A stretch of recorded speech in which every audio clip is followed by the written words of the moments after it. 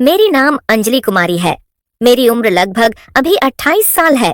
मैं कभी नहीं सोची थी कि मेरे पति के दोस्त लोग के साथ भी मुझे अपनी जरूरत पूरी करनी पड़ेगी। चलिए आज की कहानी को शुरू करते हैं। मैं दिखने में बहुत ज्यादा खूबसूरत लगती हूँ। मेरे पीछे तो कई लोग पड़े हुए हैं, लेकिन क्या करूँ, मेरी शादी अब हो गई है। ये कहानी मेरे पति की विदेश जाने की बात की है। मेरे शादी के कुछ दिन ही बाद मेरे पति विदेश चले जाते हैं और मैं इस उम्र में भी अपने घर पर अकेली ही रहती हूँ। और मेरी सास भी दिखने में ठीक ठाक ही लगती है। मैं जब रात में सोने के लिए जाती हूँ तो मेरे पति का बहुत ज्यादा याद आने लग जाता है, लेकिन मैं क्या करूँ, तो इंडिया में थोड़ी ना है, वह तो इंडिया से बाहर है। अगर वह इंडिया में होते तो शायद उनको मैं घर पर अपनी बुला भी लेती हूँ।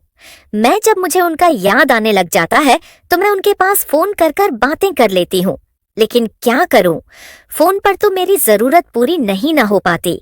लेकिन मैं उनसे कभी नहीं पाती थी कि मुझे अब आपकी बहुत ज्यादा जरूरत है, क्योंकि उनके दोस्त लोग भी उनके एक ही रूम में रहते हैं, लेकिन उनके गांव के दोस्त लोग बाहर से घर पर आए हुए थे, कुछ सामान लेकर, जो कि मेरे पति ने भी भेजा था। लेकिन मैंने सोची कि उनको अपने घर पर बुलाती हूँ, लेकिन मेरे बुलाने से पहले वह फोन कर बोलते हैं कि भाभी जी, मैं आपके घर पर आज आने वाले हैं।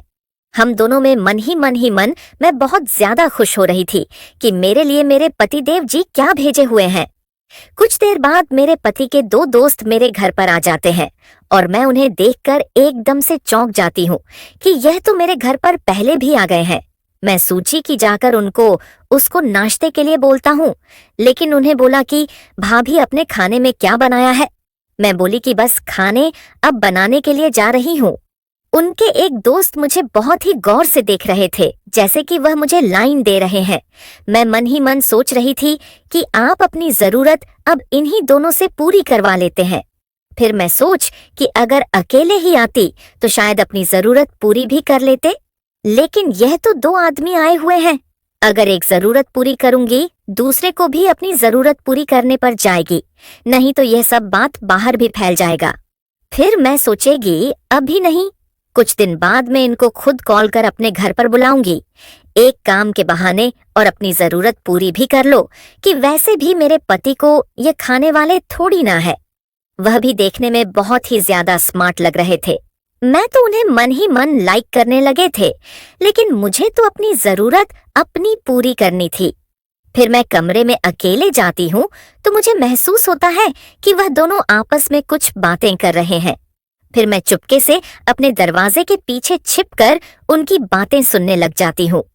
वह दोनों आपस में बातें कर रहे थे कि भाभी तो बहुत ही ज्यादा देखने में स्मार्ट लग रही है, वह तो बहुत ही भाग्यशाली है कि उसको ऐसी बीवी मिल गई है जो कि उसका बहुत ही ज्यादा ख्याल भी रखती है। लेकिन अब मैं उन्हें कैसे बताऊं कि वह मेरे जरूरत पूरी नहीं कर पाते हैं, जो कि मुझे अभी बहुत ज्यादा जरूरत है।